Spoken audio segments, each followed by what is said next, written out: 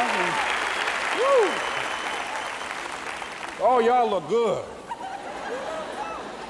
I want you to look at something right now. Think of some major goal you want, or maybe it's one you're already working on and you have experienced a lot of setbacks, a lot of defeats.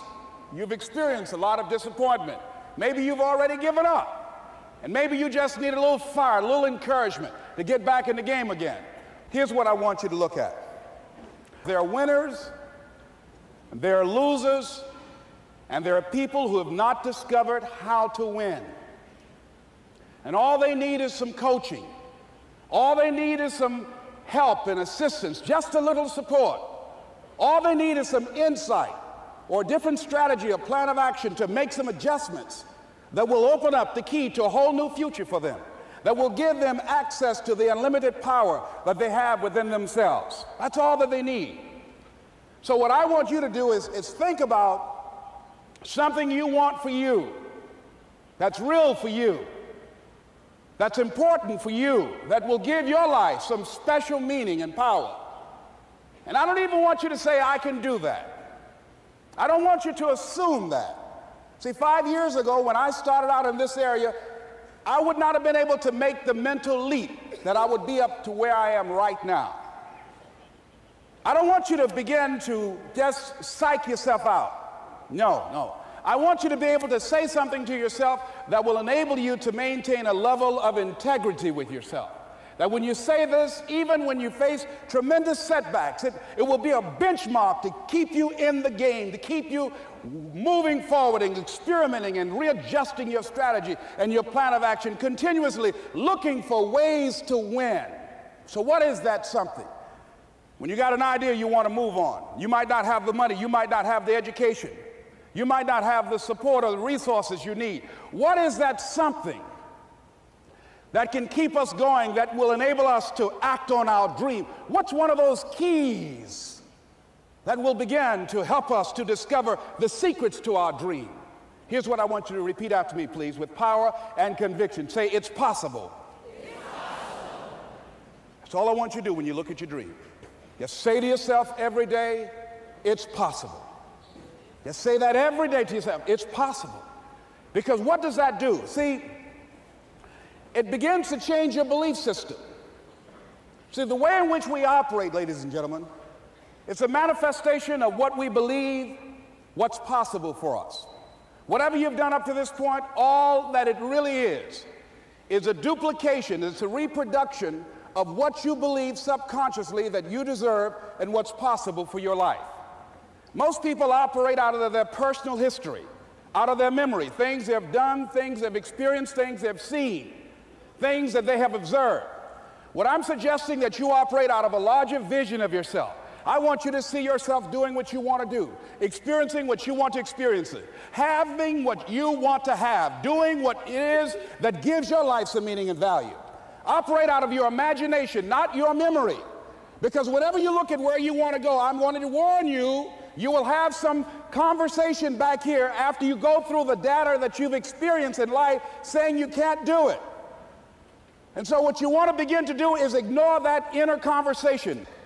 Well, most people, ladies and gentlemen, when something happens to them, what they do is they begin to believe that that's the way it is. That's the way it's always been. And they can't see the possibility of it being any different. Example, before April 1954, the common belief, the universal belief, because it had been tried again and again and again, and people had failed, the belief was that man was not physically capable of breaking the 4-minute barrier, that he could not run a mile in less than 4 minutes. That was the belief on the planet. It had never been done. But here's what happened, ladies and gentlemen. Roger Bannister came along, and he broke the 4-minute barrier. Now, here's what's significant about that. Since that time, up to this day, over 20,000 people have done it, including high school kids. What changed? 20,000 people, what changed? Here's what happened when they got on the track. They knew it had been done. And because they knew it had been done, there was a new belief about this barrier, about this goal that was unreachable. And those 20,000 people got in the race believing, knowing in their heart that someone had done it, that it's possible that they could do it. And I'm saying that if you know anybody that had some goal, some dream, something they wanted to do, and they did it, then I'm saying that you know in your heart that if someone has done it, then you can do it. It's possible. And that if someone can make their dream become a reality, that it's possible that you can make your dream become reality.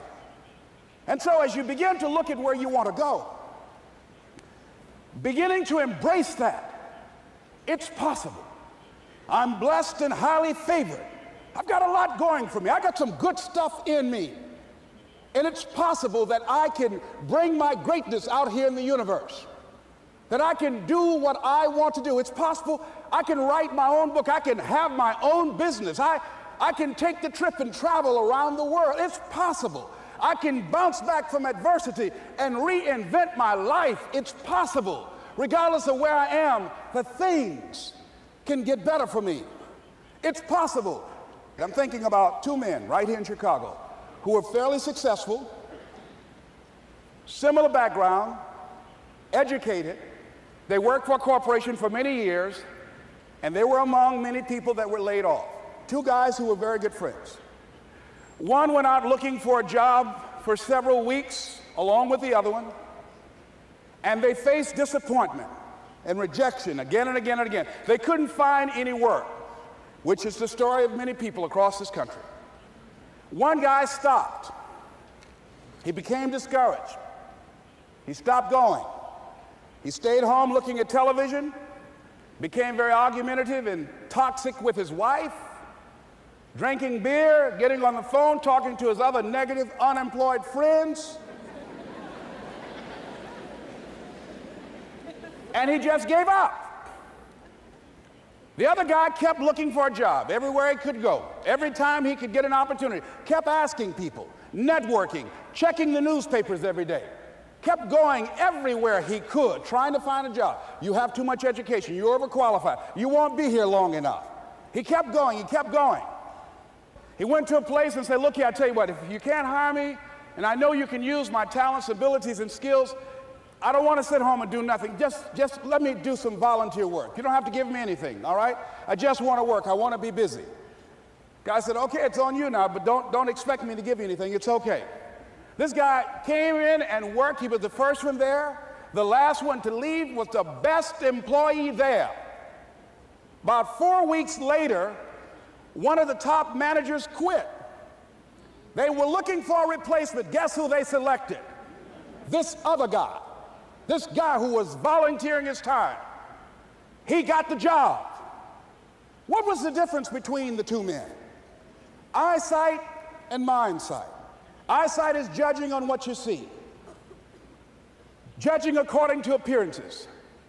But mindsight is how you interpret what you see. One guy said, it's not possible, it's over, I'm finished. I can't do it. I can't make it. He surrendered. I've faced rejection again and again. I'm not going anymore. There are no jobs out there. But this other guy, he felt that in spite of the no's and rejections, in spite of how bad the economy is, in spite of what the newspapers are saying, that it's possible that somebody somewhere will give me a job. He just kept going, thinking it was possible. And guess what, ladies and gentlemen? That's what we have to do with our dreams. Because things happen to you in life that you can never, ever anticipate. And many times when those things happen, you want to give up.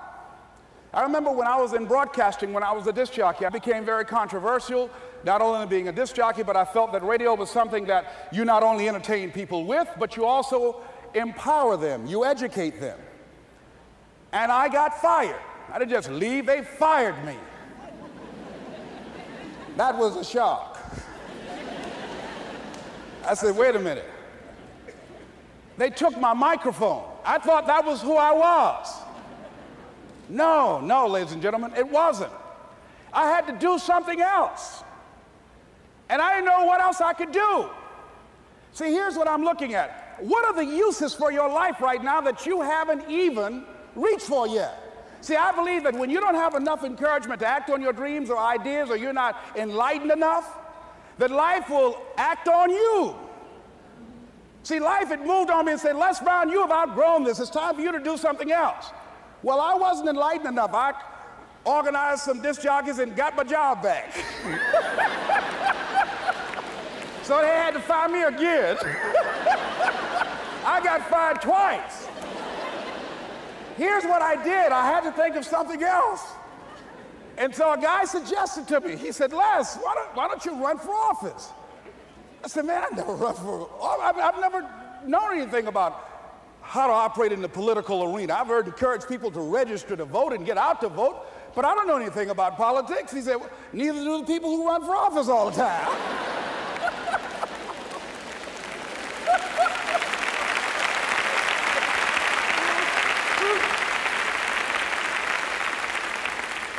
So I ran. Now here's what I'm suggesting. I ran. You got to do what you can where you are with what you have. I didn't have any money. I didn't know anything about the political process. I didn't even have any support. But here's what the guy told me. It's possible you could win. That's all I had.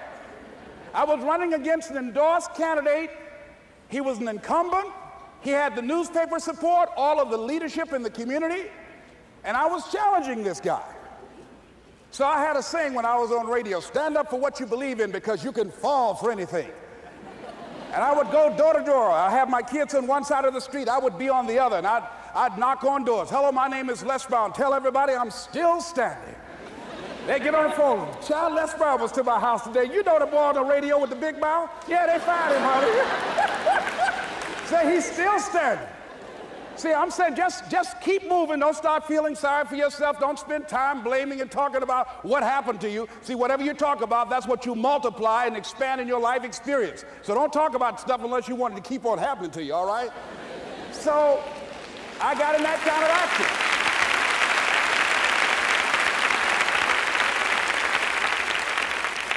As I continue to do that, had my children with me, were going door to door, didn't have enough money. Eventually, we got close to the election and something happened that really surprised me. Guys who I thought were going to either support me or stay out of it, various powerful community leaders, they became involved in it and they endorsed my opponent. I felt devastated. Now, that's going to happen to you when you're working on your dream. Things are going to happen that's going to catch you on the blind side. That was shocking to me. They didn't have to do that. All they had to do was just stay out of it. But here they go, come up in there messing with me. Now that's going to happen. There's some people who believe it's their personal business to stop you from living your dream, all right?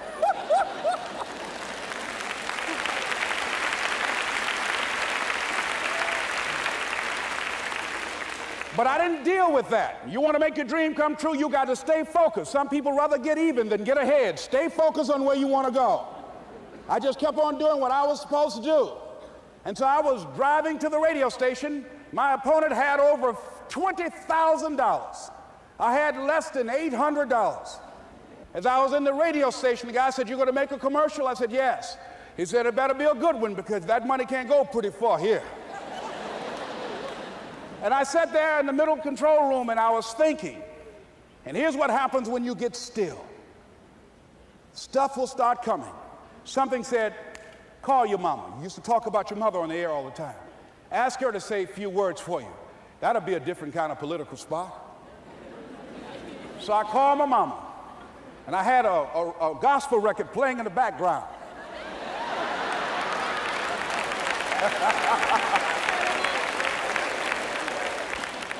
And then I had my mother say, "Hello, this is Mrs. Mamie Brown. When I raised my sons, I raised them to be good children. When they got out of hand, I beat their behind and made them go right. Please vote for my son. He's a good boy."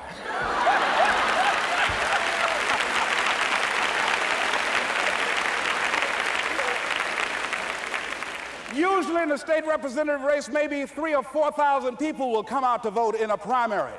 In that primary race, over 27,000 people came out and voted and said, "I'm voting for Les Brown because his mama said he's a good boy." ladies and gentlemen. I won.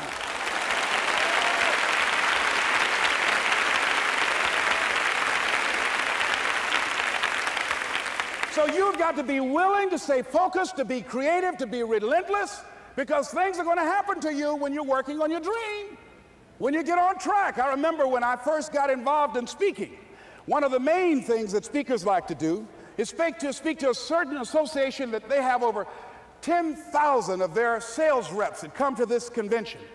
And I was relentless. I kept saying, it's possible. It's possible. See, what I want to let you know and set you up for, because you said it's possible, don't mean that you're not going to have any problems. That Murphy's Law ain't going to come and slap you side the head. Oh, Murphy going to come visit you. He's waiting for some of y'all out in the parking lot. Oh, you say it's possible. Okay, it's possible. You better get up. Well, I was working. I kept saying it's possible. They got other speakers on this program. I can be on that program too. I kept selling myself. I got all fired up. And I was calling them every day, every day. And the lady finally said, Mr. Brown, I tell you what, we want you to come in and talk to our sales executives. You got the kind of fire and guts that they want, that will motivate them. And let me tell you something else. We want you to bring your motivational tapes. You're going to need at least $50,000 worth of tapes. I said, is that right? Yes, because they want to keep that drive alive. I said, all right. I called the guy to duplicate my tapes. I said, Don, how you doing? This is Les. Let me tell you, I got a major speaking engagement. I said, man, it's a speaker's dream. I need over $50,000 worth of product. He said, Les, you don't have that kind of credit. I said, I know, but Don, I can sell that. Just right after speaking engagement, I'll give you your money in 4 days. He said, are you sure, Les? I said, yes, man, I got a major speaking engagement, and they told me to do it. He said, man, that's a big order. Let me talk with the lady with you. I said, hold on just a minute, man. Call the lady back. Hello, Evelyn, how you doing? This is Les Brown. I got Don on the phone. What did you say? Do I have the speaking engagement? Yes, you do.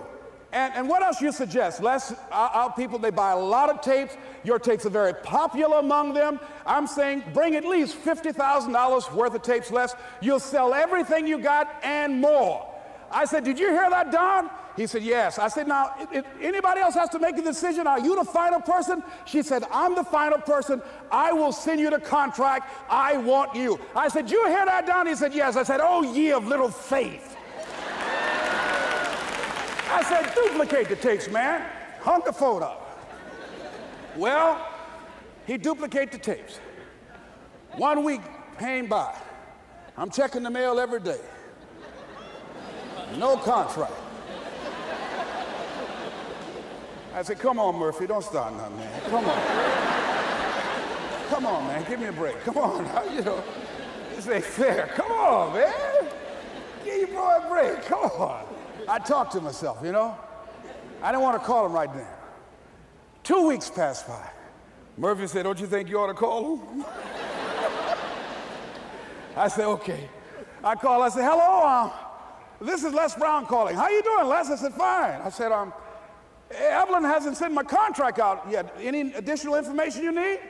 So, Les, you haven't heard? I said, no. I said, Evelyn died. I said, she died? I said, did she say anything about me?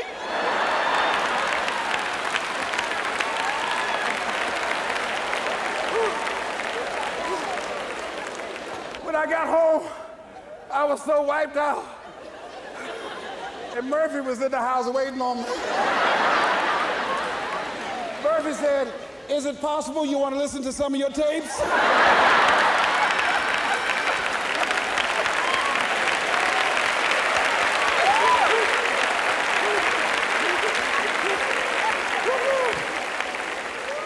But ladies and gentlemen, here's what I had to do. I had to begin to focus on what was the solution. That this was not the only place that I'll be able to sell those products. And as I began to challenge myself and got some help and support and some other input, I eventually did. It took longer, but it was challenging. But I did it. Repeat after me, please. No matter how bad it is, or how bad it gets, I'm going to make it. I'm going to make it.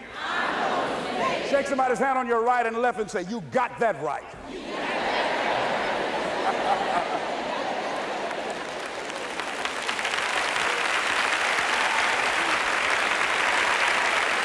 Repeat after me, please. It's possible. It's possible. I can have my dream. I can get what I want. I must be creative. And never give up. Now, let me share something else with you, ladies and gentlemen. When you know within yourself that there's something you want to do, and I believe that all of us were born with a purpose, that all of us have something that we are supposed to do, that all of us have some goodness within us, and that goodness gives us a responsibility to manifest our greatness. And when you know that, you can feel it in your guts, and you know that you're deliberately operating below your potential, you've gotten comfortable, you stop expanding, you stop stretching, you stop challenging yourself. Let me share something else with you. Not only is it possible for you to have your dream, but it's necessary. It's necessary that you have it, that you work on it, that you develop yourself, that you go for what is yours in the universe. I have a friend that at the beginning of the year I was in Los Angeles giving a speech, and I do a seminar teaching people how to become involved in the speaking business, and also one called Speaking with Power, teaching people how to begin to develop their communication skills. And this friend, I said, I want you to work with me. I called her up. She said, Les, are you sure I can do it? Sure you can. You have a PhD in communications. I don't have that. If I can do it, sure you can do it. In fact, I'm going to give you the support that you need. Here's what I realize, ladies and gentlemen. We only have enough energy to take us to a certain level, but it's necessary that we assemble ourselves with other people who share our vision, other people that can see it for us, to give ourselves a home court advantage.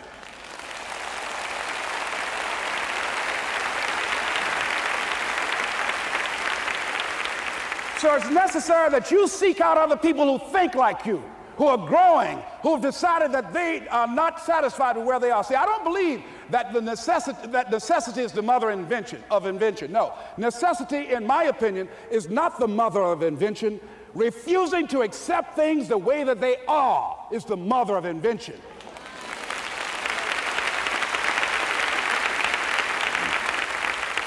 When you decide, I'm not going to settle for this, this is not going to be it for my life, I deserve more than this. See, that will start making you do some stuff. See, a lot of people go to work every day miserable, and all they do is just talk about how miserable they are. But they don't do anything about it. So I was telling her that I knew she hated her job with a passion. I said, you can do this. You got more going for you than I have going for me. And we've been going through this for years, ladies and gentlemen. She'd been to my seminar speaking for a living.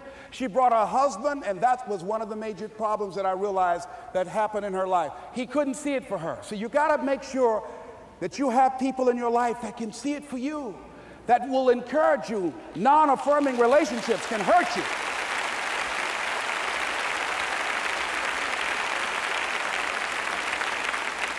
And I talked to him. I said, you know, I don't have anything to do with your marriage. He said, you and I are good friends, and she and I are good friends. And I'm not taking sides. I said, but if you can't see it for her, don't tell her that.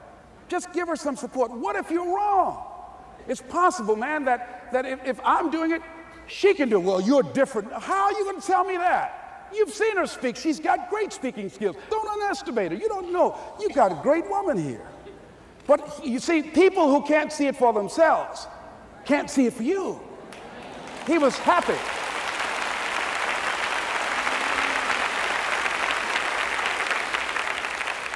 So I said, will you do it with me? I said, I'm going to give you the support you need. You can't do it by yourself.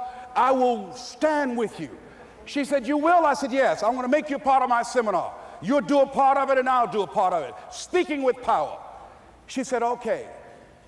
3 days later, ladies and gentlemen, I got an emergency call at my office. It was from her husband.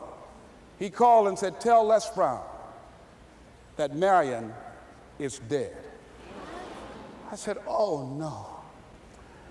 When I was flying there to go to the funeral, and I remember the last time that I saw her, and I had some of her papers that I had gotten inadvertently confused with mine, and I took them home.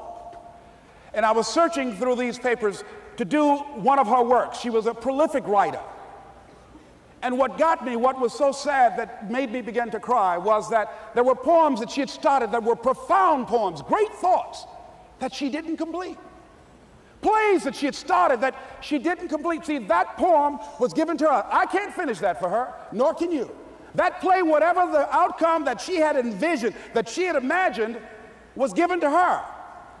Only her. And she's the channel that was going to come through. You are here, and you are the vessel, you are the outlet for the universe. That you've been selected. There's something for you to do. I believe all of us have some purpose for being here.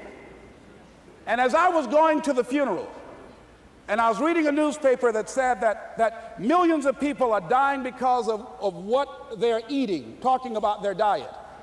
And I'm sure that it was Marion talking to me, whispering, saying, Les, the next time you speak, say that even more are dying because of what's eating them.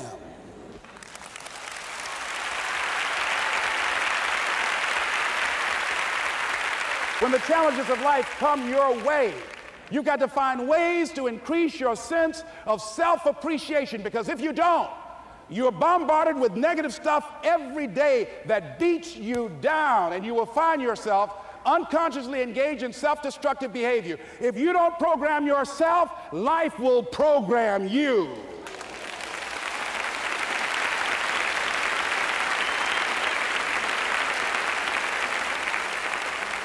So you want to have an agenda for your life. It's necessary that you have some direction for your life. A friend at the National Speakers Convention gave us a presentation, and it really struck me. He was talking about when he was traveling across Europe, Warren Gresham, and he said at different points, soldiers would wake them up on their journey and ask them the question. And I posed this to you. The question was, where have you been? Why are you here? And where are you going? And that's what I ask you. Where have you been? Where have you been up to this point? You look at your life. You look at what you produce. Is it giving you what you want? Are you living on purpose? Are you living your dream? Are you acting on your ideas? Are you doing all you can do? Have you gotten comfortable? Are you procrastinating? Are you evading your own greatness?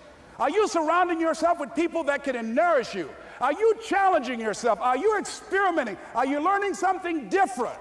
Is your life an adventure, or is it boring? Where have you been?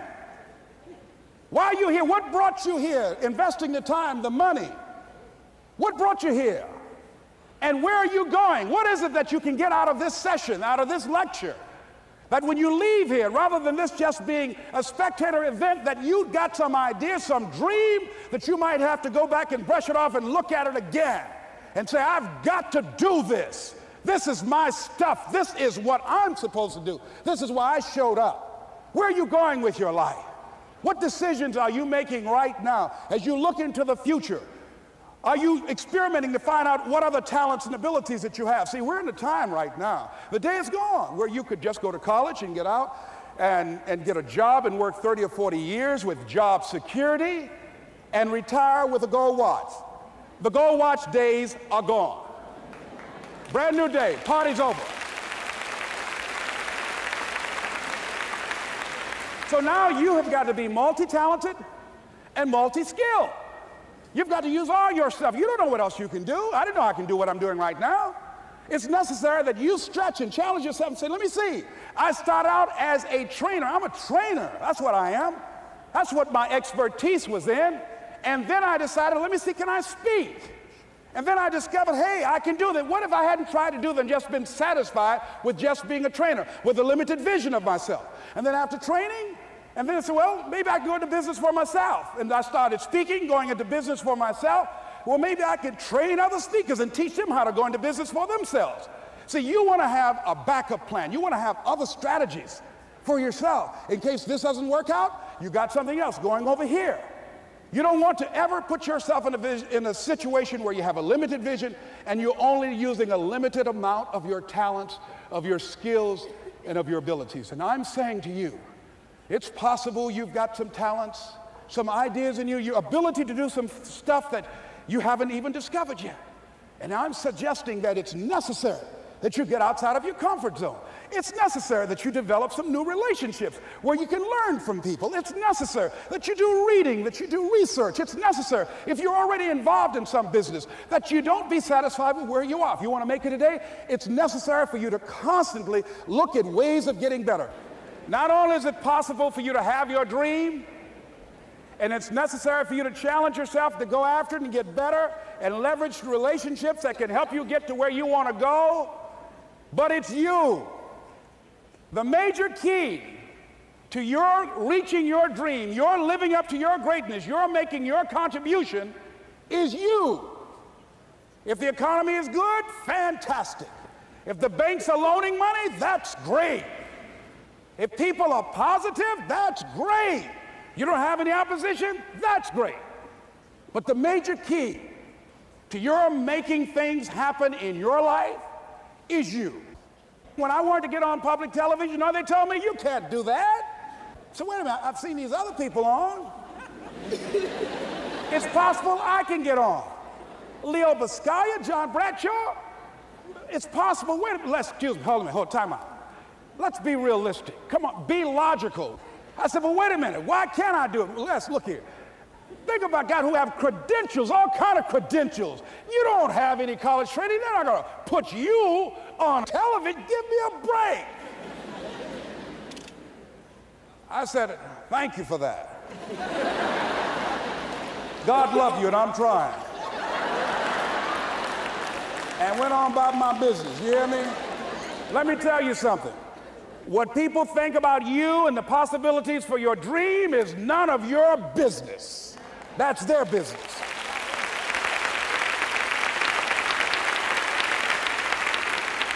They have no imagination, ladies and gentlemen. They're living out of the past, out of their memory. Their attitude is it can't be done because they haven't seen it. They're judging according to appearances.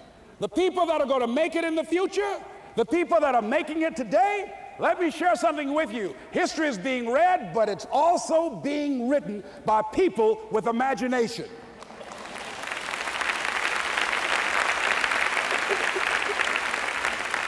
So I went to the next mode, necessary, to start talking to people and seeking and asking for what I wanted and leveraging relationships and trying to find out how do the people do it that went ahead of me? How do they do it?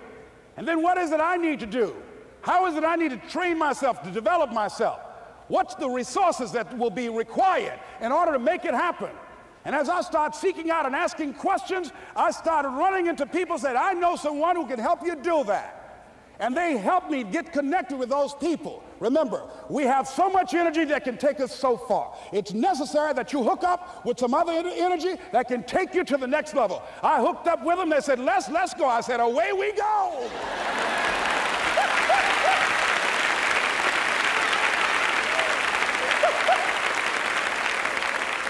And guess what? Here we are.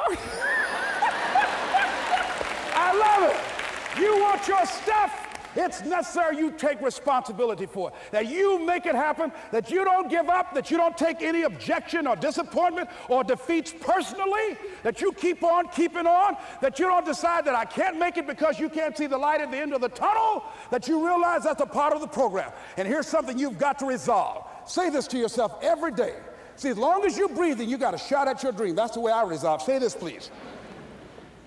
It's not over until I win. You got that right.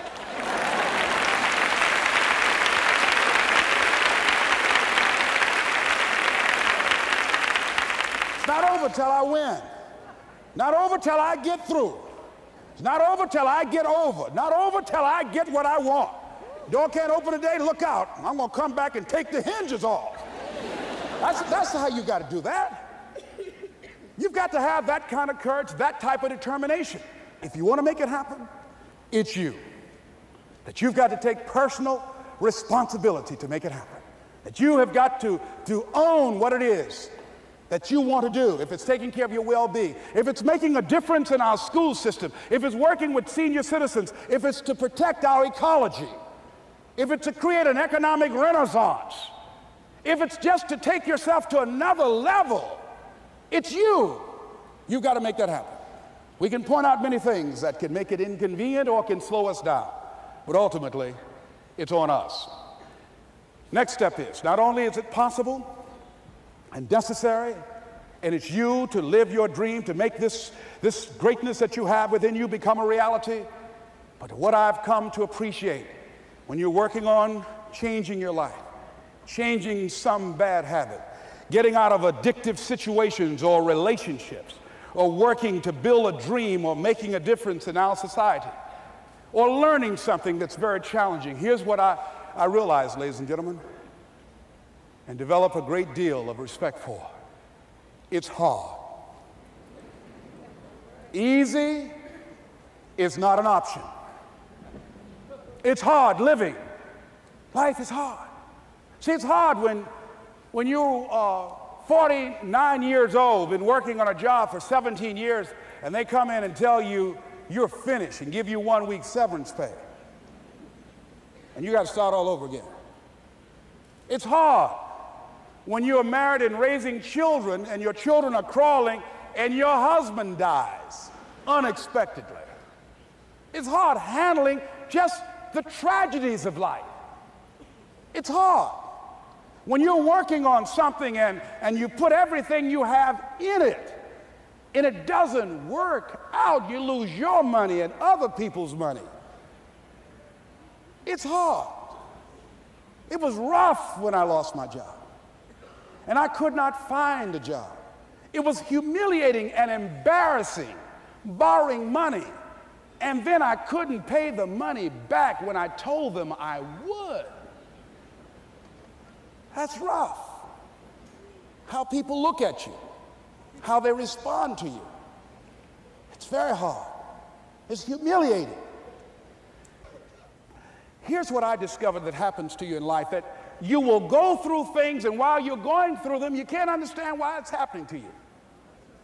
But after you go through it and you get back and you look at it and you say, oh, now I understand why I needed that lesson. Have it ever happened to you? Raise your hand. Has it ever happened to you that I couldn't understand it then, but after I got through it, then I saw that that was preparing me for bigger and better things.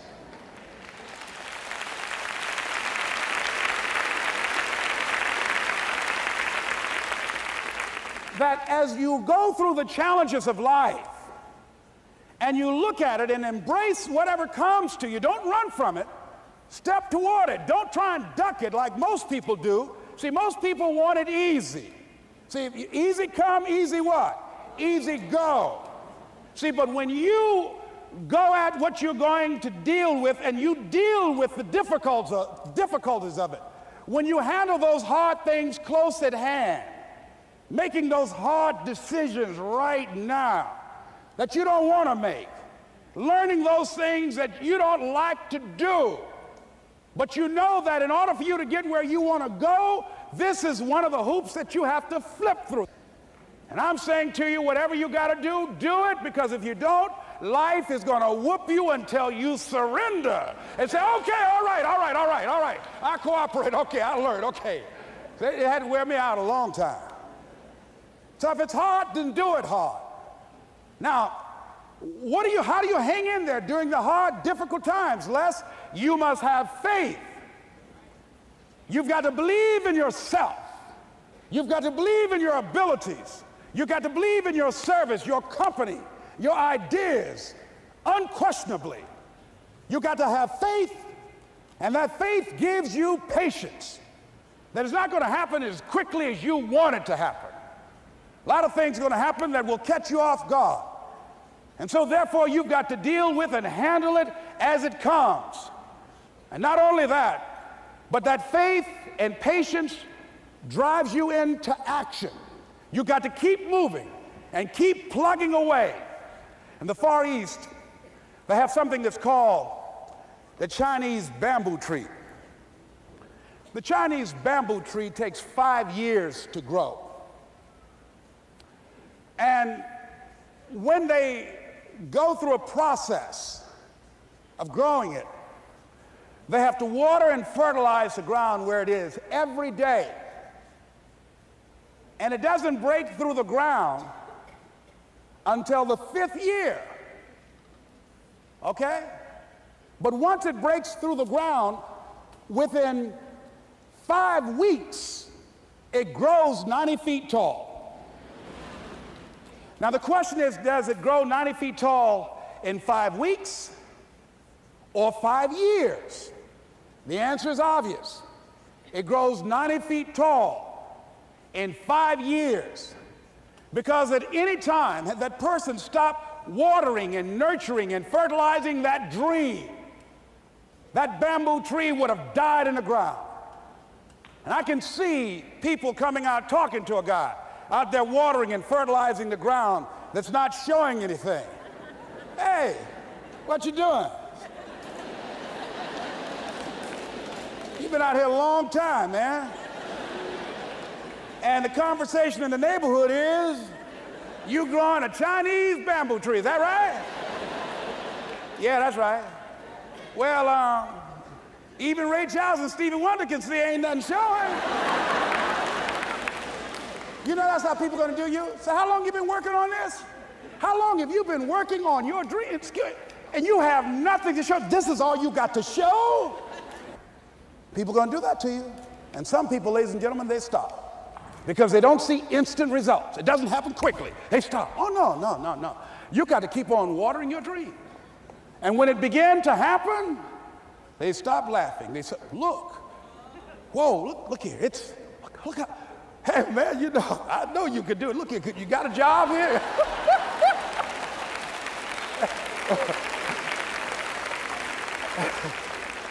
See, during those hard times, we didn't know how you're going to make payroll. During those times when you failed and things didn't work out, they were nowhere to be found. But you know what I discovered? When you were working at your dream, somebody said the harder the battle, the sweeter the victory. Oh, it's sweet to you. It's good to you. Why? See, when it's hard and there's a struggle, see, what you become in the process is more important than the dream.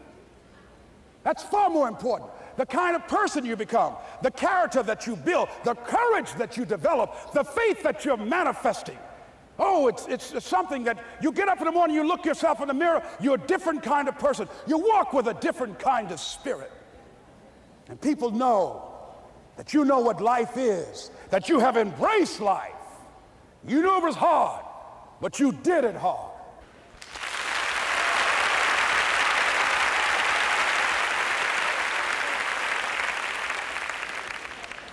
Now that takes us to the next level. If it's hard, why do people do it? You ask people who do things. Why do they go it? People who climb mountains just for the sake of it. Nobody paying them to do it, just do it. Somebody said, I'm gonna run around the world. He said, well, why would somebody want to do that? I'm gonna swim the Atlantic Channel. Why? Why do people do that? I wondered, why would a Nelson Mandela give up 26 years of his life? Why do people do that? Here's what I discovered in high school. High school, I decided I wanted to go out for football. Never forget this. And I discovered why people do things. You know why, ladies and gentlemen? Even though it's hard, it's worth it. It's worth it. See, one day we had Coach Alkin Hepburn had this plaque down there, and this wood on the floor, on the ground. He said, Brown, come over here. Had my suit on. I said, yes, sir. He said, I'm gonna have old Larry Littles down there, old big Larry. Yes, sir. Big, fat, sorry Larry. Yes, sir. Brown, I want you to get down bull neck. Yes, sir. He said, I want you running Larry. I want you to put your helmet right in his pit, right up in his chest, and knock him off that board. You hear me, Brown? You can do that. Yes, sir. Can you do that? Yes, sir. I said, hubba, hubba. I said, hubba, hubba. He said, Brown, I want you to knock him off. You're going to make the team. I know you can get him, all right? Look at him, how sorry he is. Knees knocking and everything. I said, yes, sir. Then he went down to Larry. Larry Littles, who played 12 years for the Miami Dolphins, all pro for 12 years. This is a bad, big dude. 250 pounds, strength, agile, and all muscle. He said, Larry, he said, man, you know Brown down there.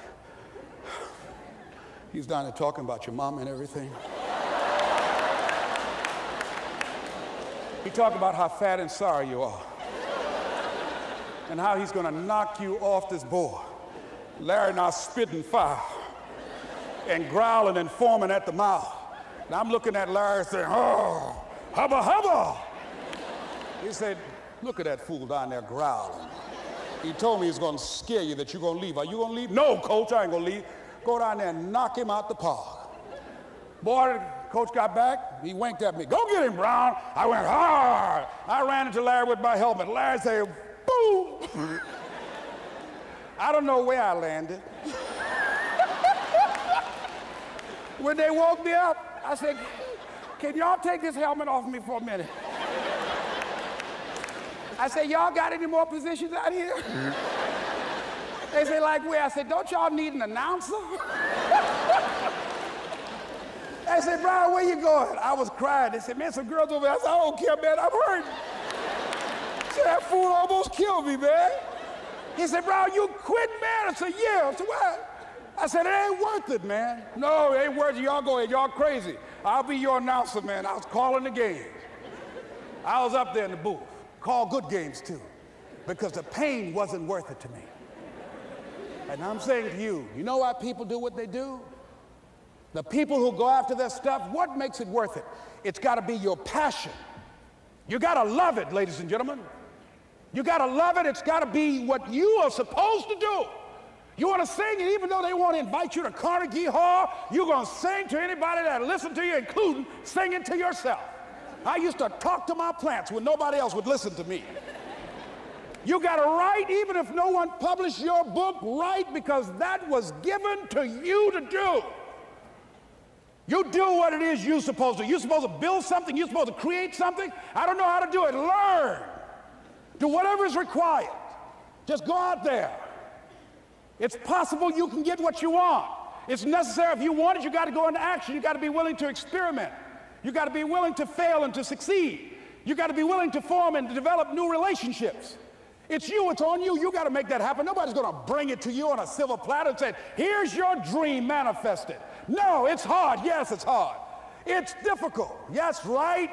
And it's worth it.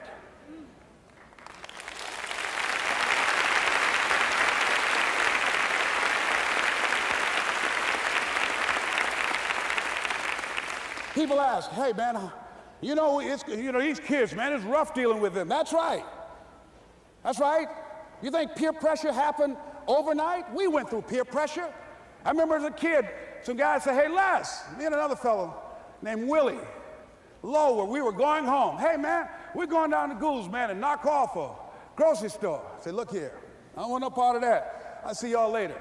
Say, y'all chicken. I said, that's all right, you say whatever you want. Low star. I'm not chicken, man, don't call me chicken.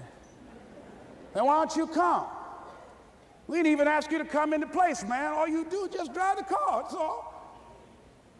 I don't know how to drive that good. Well, we're trying to get Les to come. He's chicken. Hey, I'm not driving nothing, all right? Willie, don't care about what they say, man. Leave him alone. You want to go do it? You find somebody else to drive, or you drive yourself. Come on, Willie, man. Pull him, he stopped. I ain't chicken. All I got to do is drive? Yeah. I said, Willie, that sounds simple, man. Don't go, man. He went. And the next day, we read the newspaper where when they robbed the store, when they came out running to a car, the merchant, the man who owned the store, came out just shooting wildly, and he hit the driver in the head. So peer pressure didn't just start in the 90s or the 80s. It's difficult, it is challenging for kids right now. And it's going to take some easy, simple methods to help bring them out of this madness, this insanity? No. Is it hard? Yes. Let's look at what we've been doing. What has worked? What has not worked? Let's look at where we want to go. What is it that we want to produce? What is it that we want to create for our young people?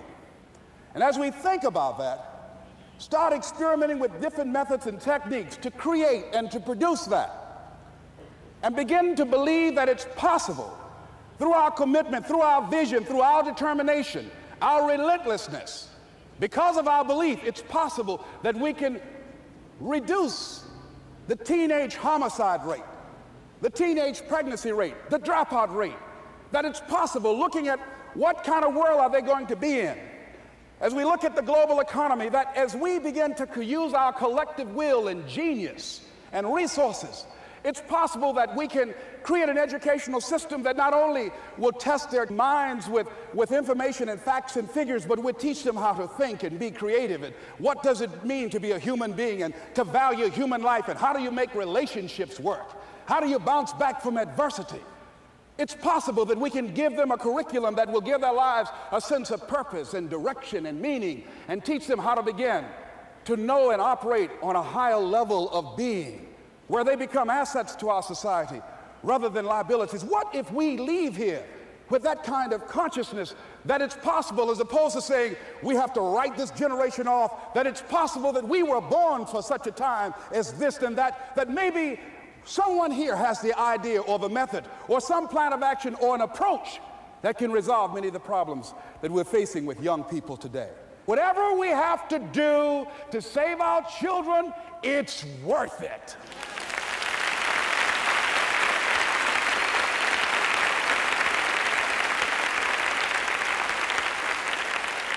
And so that brings me to the final step, that it's necessary for us to begin to look at the future and know that it's possible that we can have our dream. Yes, it is. Other people have done it, then we can do it. We fail a lot of times. Well, a lot of other folks fail, and eventually they came back and they succeeded. So it's possible we can have what we want. And we know that we want to get it. It's necessary that we align ourselves with people that think like we do. It's necessary we get negative, do-nothing people out of our lives. It's necessary we never stop learning and growing and developing ourselves. It's necessary that we never give up. We know that it's you, it's me. It's being responsible for our stuff and deciding that we're going to keep on keeping on, and that we're going to find a way to win or find a way to make it happen. And we know it's hard. It's not going to be a picnic. Yes, it's hard, and we will do it hard. And once we do it hard and we go through it, we realize it was worth it. And once you discover it was worth it, it is done. It's done.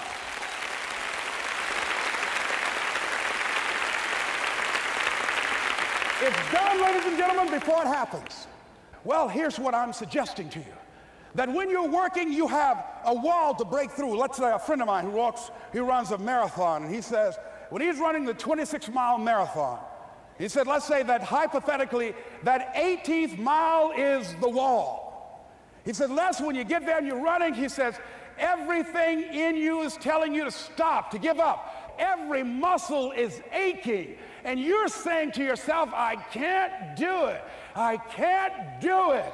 And you just keep on, and you keep on, and you keep on. It seems like you're moving at slow motion. And then eventually when you break through that 18-mile wall, then you know it's like done, and you're on automatic, and you glide on in, and you know it's there. You know you're going to get to the finish line. And we've all had experiences where we were working on something, and we knew it was possible. And we did those things that were necessary to bring it into reality. We took the responsibility to make it happen. Other people couldn't see it. A lot of people didn't believe it. You were attacked. You were criticized. People were opposing you, but you kept on doing it. It was hard. It was rough. It was difficult. But to you, it was worth it. And eventually you got to a level you know, can nothing stop me now. I'm on the move. I'm on the move.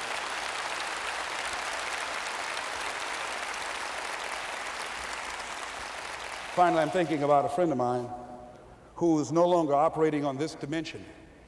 His name is Jack Boland.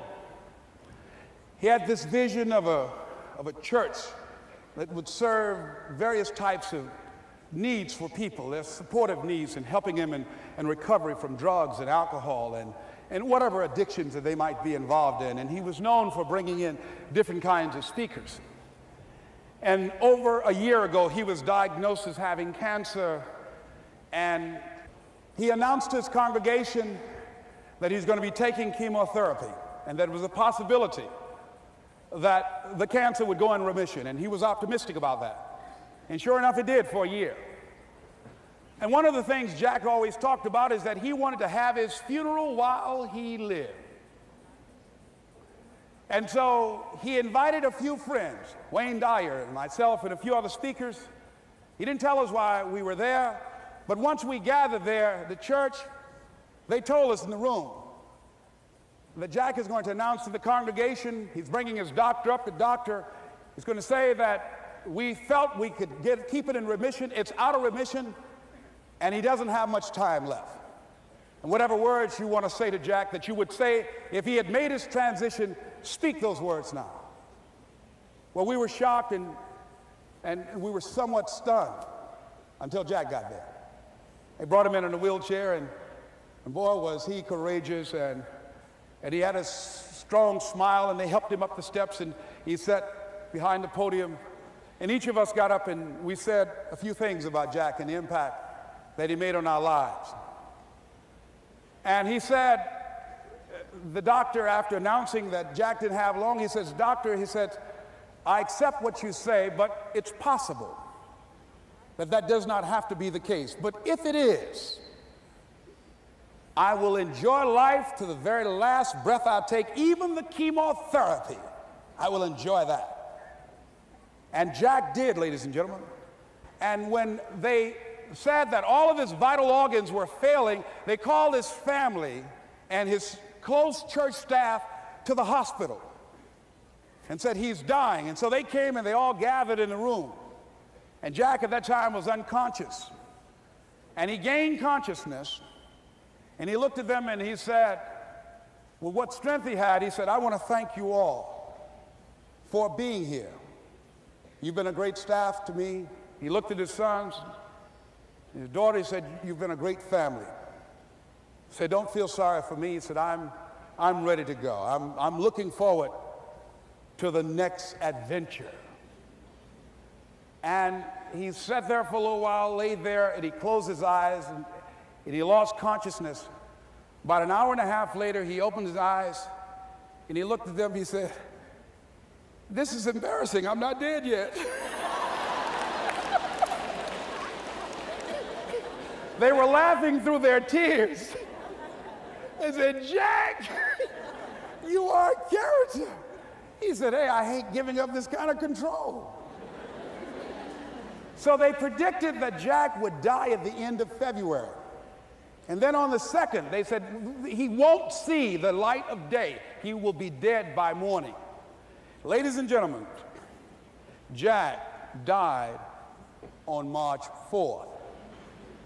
And we believe that even in his dying, Jack sent his congregation a message that I want to give to you with his permission. March 4th is the day he died, and we believe Jack was saying, "March 4th."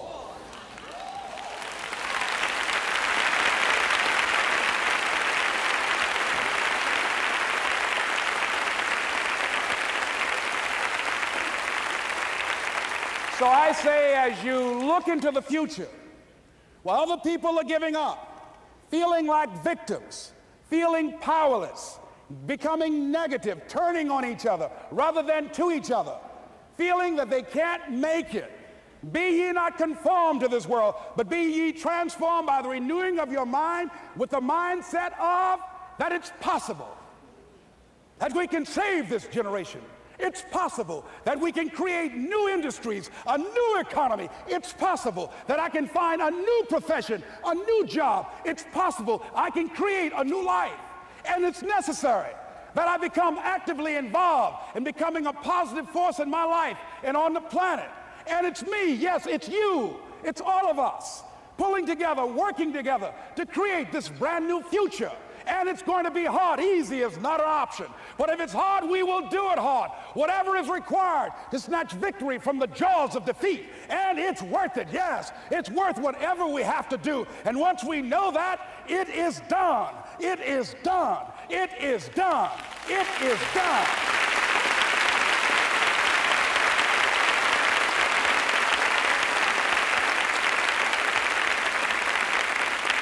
So I say to you, whatever your dreams are, whatever you want to do, in the spirit of Jack, March 4th. This is Mrs. Mamie Brown's baby boy, Leslie Calvin Brown, saying, "It's been a plumb pleasing pleasure as well as a privilege." Thank y'all here. Thank you.